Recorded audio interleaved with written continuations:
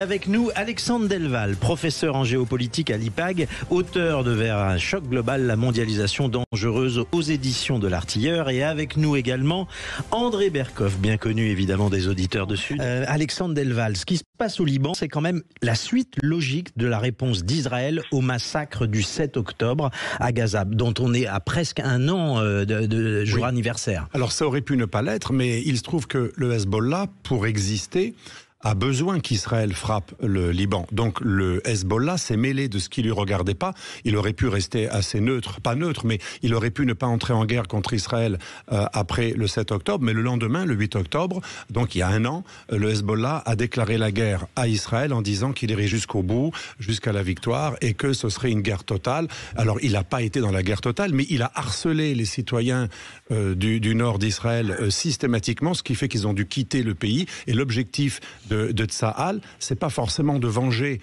le 7 octobre qui a été commis par une autre organisation qui est sunnite, qui est très liée mais qui est différente.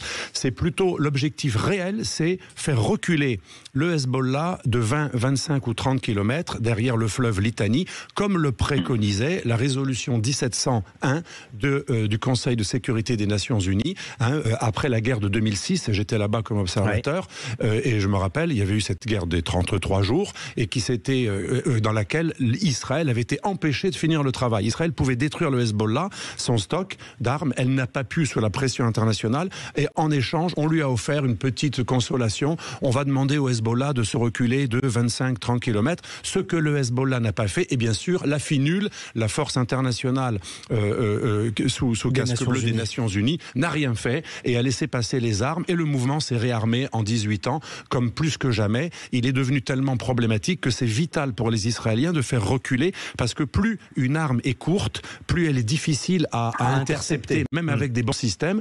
Donc il faut faire reculer. C'est ça le véritable objectif. Donc c'est pas uniquement le 7 octobre, même si le Hezbollah s'en est mêlé, c'est empêcher la capacité du Hezbollah d'empêcher de vivre les citoyens dans le nord du pays. C'est un tout petit pays, donc les distances sont extrêmement courtes. Mais vous comprenez, André Berkoff, ce changement de paradigme quand même dans la politique israélienne, d'un seul coup, aujourd'hui, Israël affirme qu'elle ne continuera pas à tolérer finalement des mouvements terroristes à la marge, à quelques kilomètres de ses frontières. C'est un changement de paradigme dans la politique israélienne. Je vais vous dire, en fait, ce qui est intéressant pour compléter ce qui vient d'être dit par rapport au 7 octobre, je crois avec le recul que Yahya Sinwar, le chef du Hamas à l'intérieur de Gaza, a entraîné le Hezbollah dans un piège et ils sont tombés dans le piège. Exactement. Parce que les stratégies de l'Iran, du Hezbollah et celles du Hamas sont très différentes. Les stratégies de l'Iran, même s'il a parlé de Israël comme le petit Satan qu'il faut l'éliminer, on se rappelle d'Ahmadinejad et compagnie, etc., n'ont jamais été jusqu'à la guerre ouverte. En revanche, Sinwar et le Hamas, c'est dans leur charte, etc., il faut éradiquer from the river to the sea, Palestine will be free. Donc, il faut absolument se débarrasser d'Israël, des Israéliens, etc. Chaque pouce de terre et nous appartient et il n'y a aucune raison d'accepter quoi que ce soit. Donc, ce qui s'est passé quand même, il faut le voir. Ce qui s'est passé, c'est que Sinwar, alors évidemment, je ne sais pas si c'est avec l'approbation, on n'est pas en Iran et on n'est pas à Dahi et à de Beyrouth. Je ne sais pas s'il était au courant ou pas, mais même s'il était au courant, Sinwar, c'est le Hamas de son propre chef qui a décidé, parce que lui, il n'a pas le même agenda que l'Iran. Il n'a pas le même agenda que Hezbollah. Et deuxièmement, je voudrais juste dire quelque chose, je crois, du point de vue de la stratégie militaire, c'est très intéressant, parce qu'il ne faut pas oublier les BIP, les talkie-walkie. On va en parler. C'est fondamental. C'est-à-dire que, en fait, sans vouloir faire des comparaisons qui ne sont pas raison, c'était, si vous voulez, les Hezbollah étaient sur la ligne Maginot, en disant voilà, on va plus utiliser les portables, on va utiliser les pipers pour éviter effectivement les cibles.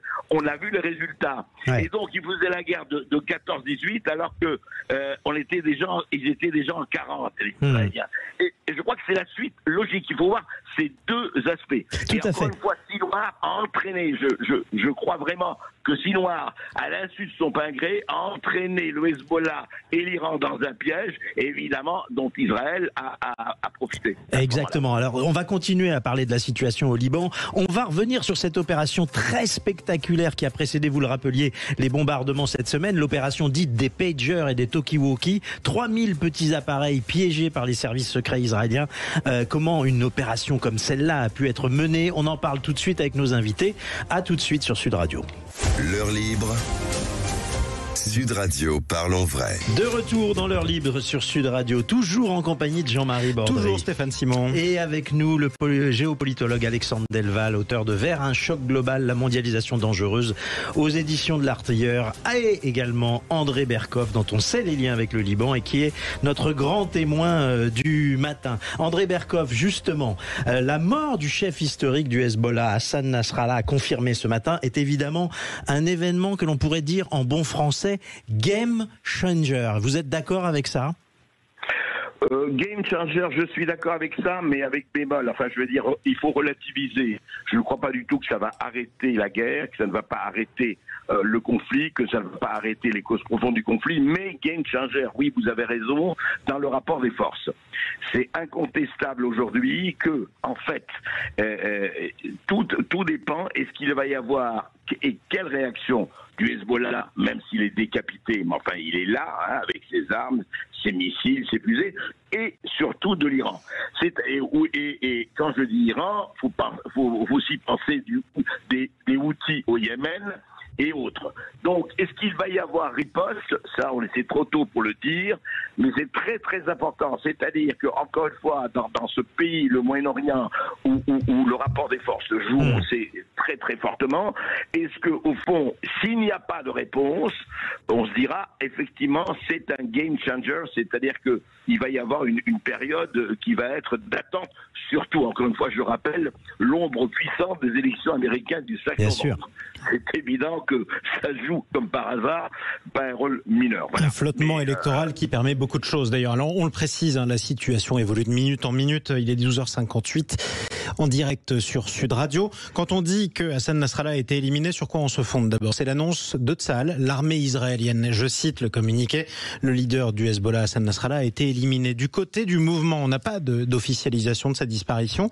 En revanche, on peut citer ce qu'annonce justement cette source proche du Hezbollah à l'agence France-Presse. Je cite, le contact est perdu avec Hassan Nasrallah depuis vendredi soir. Ouais. Hier soir, puissant bombardement israélien sur le QG du Hezbollah, qui faisait suite donc à d'autres éliminations. Parce qu'à ce stade, on peut le dire, Alexandre Delval, en fait, c'est tout le Hezbollah qui est non seulement paralysé par l'attaque des beepers, mais en fait complètement décapité. Il est décapité dans sa direction. Tous les chefs ont été éliminés. 3000 ont été gravement blessés, avec les yeux blessés, les parties des organes mutilés par l'explosion des beepers. Les bombardements précis ces derniers jours ont éliminé pratiquement tous les autres chefs. Donc ils ont encore 100 000 hommes, ils ont encore 150 000 roquettes au bas mot. D'autres théories disent qu'ils en ont 250 000.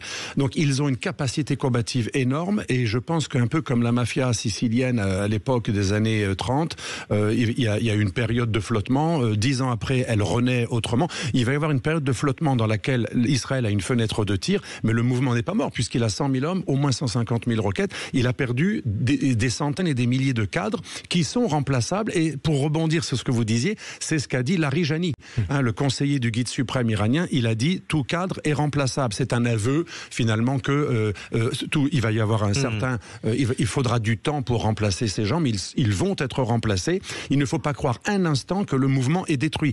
Il est sidéré psychologiquement, démoralisé, décapité.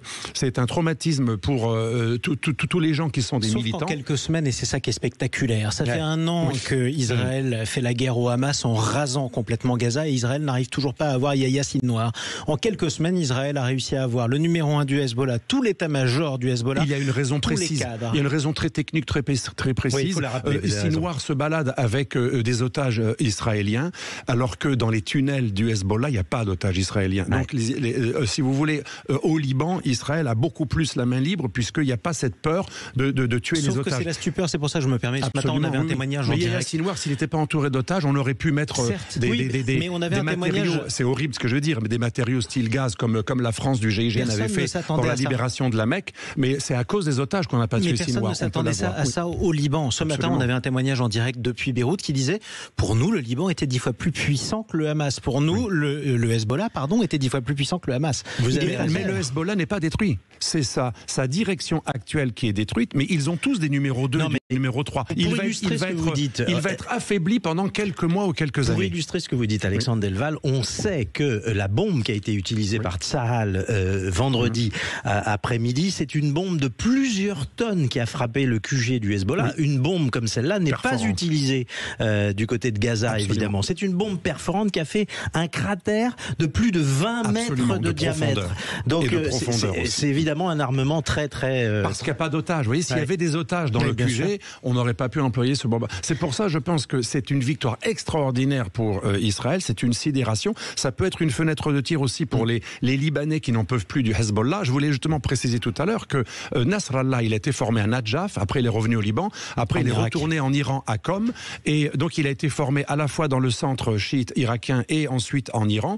C'est un homme de l'extérieur. Il a importé au Liban la doctrine du Velayet Fakir. C'est la doctrine de Khomeini, qui est une doctrine hérétique dans le chiisme. Donc, c'est une greffe extérieure doublement parce que c'est l'Iran et parce que c'est une greffe d'un schisme duodécimain contaminé pour les spécialistes par le septimanisme, les fameux Hachéchides. Parce que Khomeini était un hérétique. Il est condamné d'ailleurs par la doctrine du schisme officiel. Donc même certains chiites, c'est juste pour rappeler ça tout à l'heure, même certains chiites, comme le disait aussi André Berkov tout à l'heure, il faisait allusion à ça, pas que les chrétiens, certains chiites du sud Liban qui étaient, il n'y a pas très longtemps, encore pro-israéliens, ils étaient dans l'armée du Liban Sud, pro-Israël. Il y a à peine 20 ans, on avait des chiites pro-israéliens. Ceux-ci sont dormants, existent encore, et dans leur cœur, ils se réjouissent que cette colonie iranienne soit démantelée. Alors moi, je voudrais, en conclusion, Alexandre Delval, vous demander si Israël a les moyens d'ouvrir aussi un front avec l'Iran. Si demain l'Iran fait le choix d'entrer dans le conflit, l'Iran, c'est quand même 90 millions d'habitants. C'est plus exactement les mêmes proportions. Et en face, Israël, c'est à peine 10 millions d'habitants. Et une armée de plusieurs centaines de milliers de personnes seulement, entre guillemets. Israël a les moyens de guerre d'État à État de vaincre assez facilement l'Iran. Ça, on peut l'affirmer. Le plus dur pour Israël, c'est l'ennemi asymétrique qui a des roquettes à courte portée, qui harcèle des villages.